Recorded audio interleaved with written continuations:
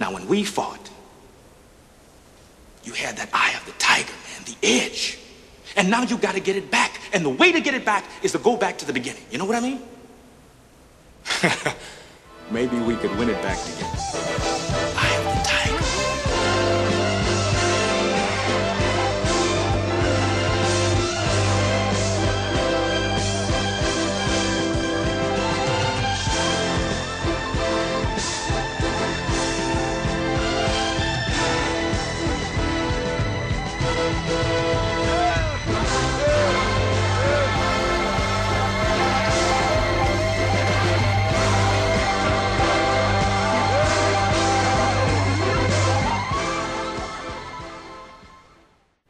The skeleton lords reign from deep within the huntsman's corpse. The All-Iron King commanded the capture of all undead, but those charged with the task were overcome by the curse. So hello. First up we have the skeleton lords. Kind of easy to dodge when you're near there. Roll left or right, wherever the attack's coming from. I always like to take one out at a time, so I'm going to take out this first skeleton lord. The one with the scythe will always summon 4 falchion skeletons, usually around where they die. You can actually kill them as they're rising from the grave. Here we go, I got one here. Good to keep an eye on the other two, just in case they're casting fireballs or the flamethrower attack, which is shown here. With no poise, that might be a bit of a killer. Just going around these skeleton pillars here, just to bait them in and hopefully take them on one at a time almost. They're kind of not that aggressive, these guys, though. So you can get them on your own, or they ain't so bad. The guy with the bone staff, he'll summon bone wheels, which I always like to keep in for last, to be honest. Look at this guy thinking he's the man. Power stancing, like me. But not quite as good. So these guys, yeah, they're weak to fire and blunt weapons. So our Caestus is going to actually do a little bit more damage, hopefully, than what it should be. So we got the guy with the spear here. He summons 4 Estus skeletons, I think. Which are pretty much the same as the first lot. And because we're near a pillar, they've all spawned within each other. It's made it kind of easy for us to just finish it off. So power stancing, getting the old L1 on the go, getting some combos. Oh, this guy's got a shield. Look at him backing up. Come on, mate. Oh, a little slimy one. You trying to fox us out. But here we go. We got down to the last one. I always like to keep the one with the bone staff as the last one because of the bone wheel guys. I don't know why. I think I still got visions of me on Dark Souls 1 getting killed by them in the bloody catacombs all the time, getting spammed. But they're not quite as terrifying as that. But with no poise, they still might be a bit of a problem. So we can actually hopefully kill 1 or 2 of them before they come up. We got 2 there. Get the 3rd. Oh, and there's the 4th, just went past us. He's got stuck there, so it's made it easy for us to get a hit in.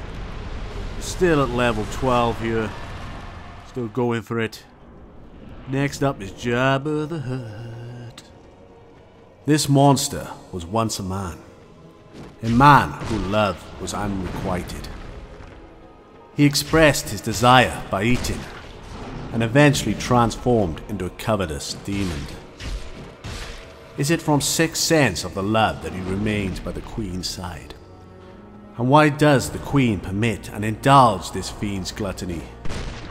Perhaps she only wishes to be desired. So just reading a little bit of description of the Covetous Demon here. So he had feelings for Mytha, the Baneful Queen, which she's in Earthen Peak just after him. Big affections for her. But the feelings were mutual. She didn't really feel the same way about him. He's obviously comforted it. He's had diabetes and struggled. And she's thinking, no way, I ain't going out with that. But which is kind of sad. And that overeating and greed has turned him into a demon. A big fat demon looking like Jabba the Hutt. But I ain't getting the whips out for you, boy. No way. And it's just made him more lonelier, really, in this place. We've all been hit, boy. We've all been hit. You know, you gotta pick yourself up and get on the horse. But moving on to more serious subjects like the actual game. Yes. Sharp weapons or thrusting weapons are going to do really good damage to him. I'm not doing so much here because he's kind of resistant to blunt. I always like to stick on the right here, so you know he can swing his arms about. The only move that you're going to need to watch out for is when he rolls like this on his back. You need to look out for that. So he will do that if you're to the side of him, but it's better to be to the side of him than to the front. He can sometimes grab you, and you can see them little pots of green. You can shoot them with a bow or crossbow, and you'll eat them, and then you can just hit him that way too. The Flexile Sentry is a merciless creature whose purpose is to punish the undead. This terrifying lizard-like creature oversees the ferrying of the undead into the Lost Bastille. So welcome back, guys. Different day of recording, so it might sound a little bit different. But the Flexile Sentry here, he has two different sides. So the Spike Club side, which you can fight him on, or you could fight him with a Scimitar side. I always prefer the Spike Club side, because I always find him more easier, more predictable, slower. He's just done a leaping attack. After the leaping attack, we can go in there and get a couple of shots off. This boss will always give you gaps and little time periods where you can go in there and hit him after an attack. The Scimitar side, as you see there, is quite quick and has a lot of reach to it, like that thrust. That's why I always preferred to fight him on the Spike side, but it doesn't really matter. His weaknesses, he can be poisoned, and he has a weakness to lightning as well. Excuse me. Yeah, see, his Spike Club side is pretty slow, really. But watch out for this attack, as I've slowed it down for you there. He's jumped back and he's put the katanas over his head. So once he jumps back, don't go to him straight away. Really, you don't want to rush this fight, even though it's kind of straightforward if you just take your time with it. Or if you have a shield which does 100% physical reduction. But he leaves himself open to a lot of hits once he attacks. Then again, he's done the leap back and the katana's over the head. It's not too many attacks which you need to look out for, really. There we go, bang bang, and on to the next boss.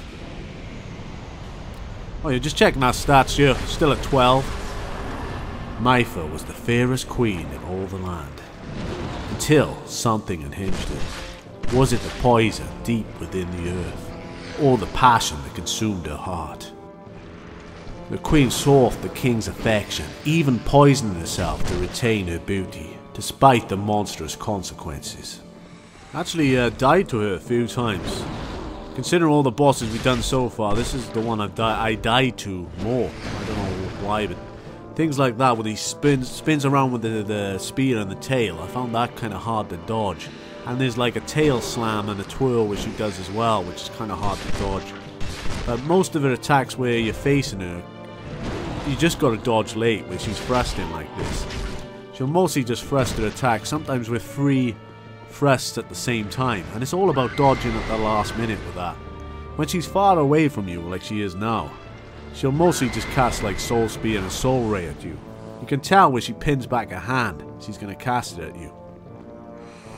But I guess there's not too much to this boss, but yeah, dodging late is always a good way. You can only see that grab pretty clearly. She'll go into the poison as well a lot, I always find, and heal herself, which is kind of annoying.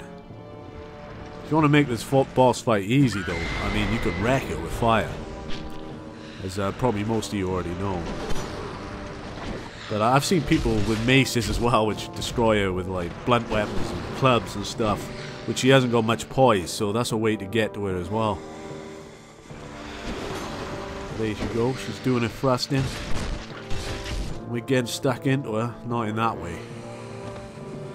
The poison hasn't worked for you, woman, I'm sorry to say. it's definitely not going to be on the market anytime soon.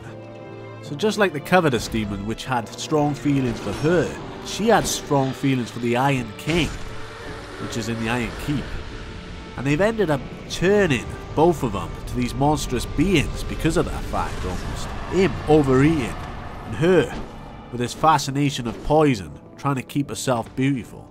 Anyway, the next part's going to be a lot harder, so you might want to stay tuned. See you next time.